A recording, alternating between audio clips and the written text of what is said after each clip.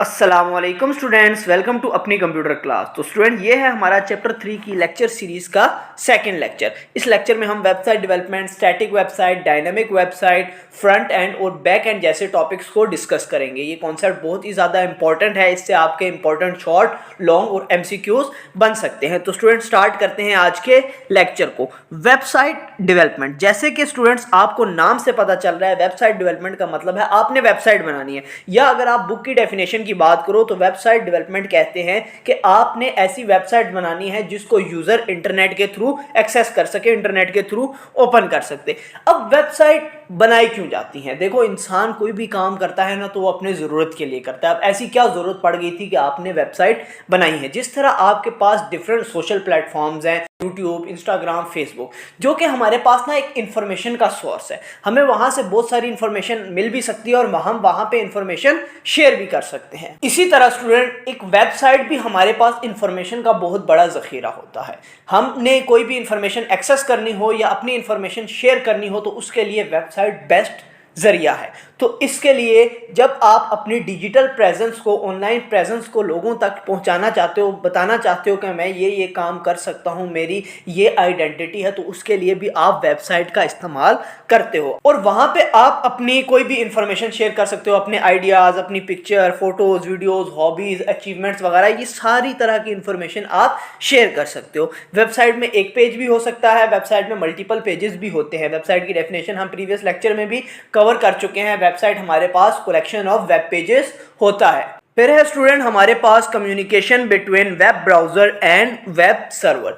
जब भी कोई आप वेबसाइट ओपन करते हो तो वेब ब्राउज़र और वेब सर्वर के दरमियान में कम्युनिकेशन होती है। अब ये कम्युनिकेशन कैसे होती है? वेब ब्राउज़र का आपको पता है ऐसा सॉफ्टवेयर है जिसके ज़रिए हम वेबसाइट्स को ओपन करते हैं या इंटरनेट पे मौजूद किसी भी इंफॉर्मेशन को एक्सेस करते हैं। जब आप अपने ब्राउज़र को ओपन करते हो और उस पर किसी भी वेबसाइट का URL सर्च करते हो तो आपका ब्राउज़र सर्वर से रिक्वेस्ट करता है कि भाई यूज़र ने इस चीज़ की डिमांड की है। अब सर्वर उस वेबसाइट की लोकेशन देखेगा कि वो उसकी फाइल्स कहाँ पर मौजूद हैं, वो उसका डाटा वहाँ से उठाएगा और आपको आपके ब्राउज़र पर डिस्प्ले करवा देगा। तो इस तरह से वेब ब्राउज़र और वेब सर्वर के दरमियान में कम्युनिकेशन होती है। बहुत important topic, static website. Static website ऐसी वेबसाइट को कहते हैं जिसका कंटेंट चेंज नहीं होता, जिसका कंटेंट सेम रहता है। इसका कंटेंट उसी सूरत में चेंज हो सकता है जब इस वेबसाइट का डेवलपर इसको चेंज करे। वो उसको मैनुअली उसके कोड में चेंजिंग करेगा, तब ही उसका डिस्प्ले पर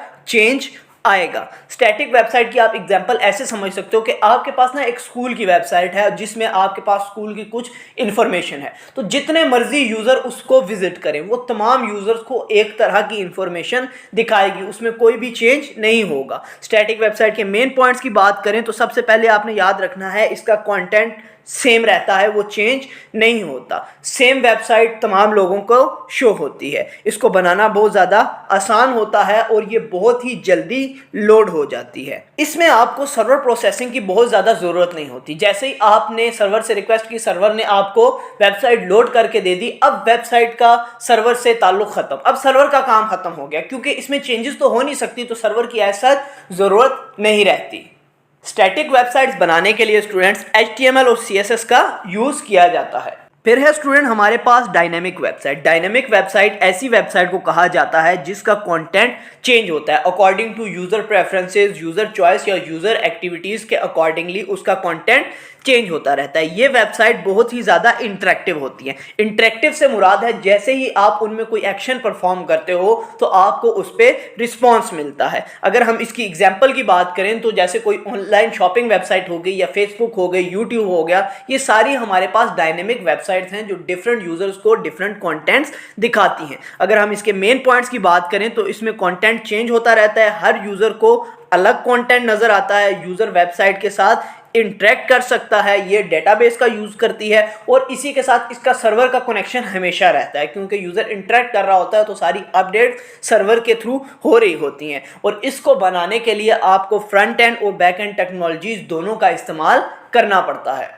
इंपॉर्टेंट डिफरेंस के लिए टॉपिक है front end development. Front end किस चीज़ को बोलते हैं। जो चीज़ आपको सामने नज़र आ रही है, किसी भी वेबसाइट की जो इन्फॉर्मेशन आपको नज़र आ रही है, जब फ्रंट पार्ट होता है उसको बोलते हैं फ्रंट एंड, जिसके साथ आप इंटरेक्ट कर सकते हो। ये आपका ग्राफिकल यूजर इंटरफेस होता है। इंटरफेस की टर्म समझना स्टूडेंट्स बहुत ही ज़्यादा ज़रूरी है। इंटरफेस कहते हैं ज़रिए को। आपने कोई भी काम करना हो, कोई भी डिवाइस इस्तेमाल करनी हो, तो आपको उसके साथ इंटरेक्ट करना पड़ता है, और इंटरेक्ट के लिए जो जरिया इस्तेमाल होता है वो उसका इंटरफेस होता है। जैसे अभी आप ये लेक्चर सुन रहे हो तो आप ये स्क्रीन पर स्लाइड्स देख रहे हो, तो मोबाइल की स्क्रीन इंटरफेस का काम कर रही है। ये जरिया है आपके और मेरे बीच, जो हम इस तरह से कम्युनिकेट कर रहे होते हैं। जैसे ही स्टूडेंट्स आप कोई वेबसाइट ओपन करते हो तो आपको उसमें बहुत सारी इंफॉर्मेशन नजर आती है। आपको different design, buttons, images, text, menu, ये सारे जितने भी है ना फ्रंट एंड के पार्ट हैं। अगर हम फ्रंट एंड की बात करें तो इसमें हमारे पास ये सारी चीज़ें आ सकती हैं, और जो भी इंसान फ्रंट एंड बनाता है उसे हम फ्रंट एंड डेवलपर बोलते हैं। फ्रंट एंड डेवलपमेंट के लिए जो टेक्नोलॉजीज चाहिए होती हैं वो HTML, CSS और जावास्क्रिप्ट चाहिए होती हैं। 2026 के बोर्ड के पेपर में ये क्वेश्चन आया हुआ था। एक क्वेश्चन पेपर में ये आया था कि फ्रंट एंड की टेक्नोलॉजीज बताओ, एक में आया था बैक एंड की टेक्नोलॉजीज बताओ। तो दो दो लाइनों का या एक एक लाइन का आंसर है इसका, तो ये इंपॉर्टेंट है, आपने इसको याद रख लेना है। तो जो भी इंसान फ्रंट एंड बनाएगा उसे फ्रंट एंड डेवलपर कहते हैं, और उसे HTML, CSS, जावास्क्रिप्ट में महारत होनी चाहिए। फिर है स्टूडेंट हमारा back and development. Back and हमारी वेबसाइट का हिडन पार्ट होता है, जो हमें नजर नहीं आता लेकिन वो वेबसाइट के लिए काम कर रहा होता है। ये हमारे वेबसाइट में सर्वर और डेटाबेसेस को फ्रंट एंड के साथ कनेक्ट करता है। जैसे ही कोई भी एक्शन फ्रंट एंड पे परफॉर्म होता है तो बैक एंड उस एक्शन को प्रोसेस करता है और उसका रिजल्ट आपको फ्रंट एंड पे नजर आ जाता है। एग्जाम्पल के तौर पे स्टूडेंट्स, जैसे ही ना आप किसी वेबसाइट पे लॉग इन करते हो, लेट्स सपोज आप फेसबुक या इंस्टाग्राम पे लॉग इन कर रहे हो, तो आपने वहां पे अपना ईमेल और पासवर्ड एंटर किया। अब बैक एंड पे वो प्रोसेस होगा और चेक होगा कि ये यूजर नेम क्या हमारे डेटाबेस में एग्जिस्ट करता है या नहीं।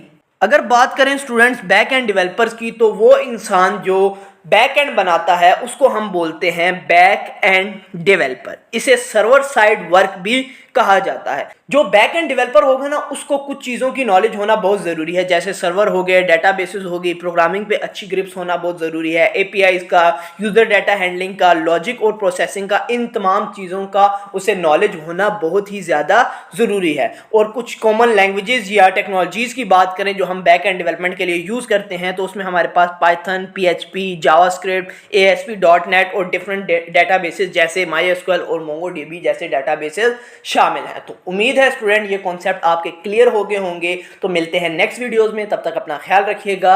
अल्लाह हाफिज।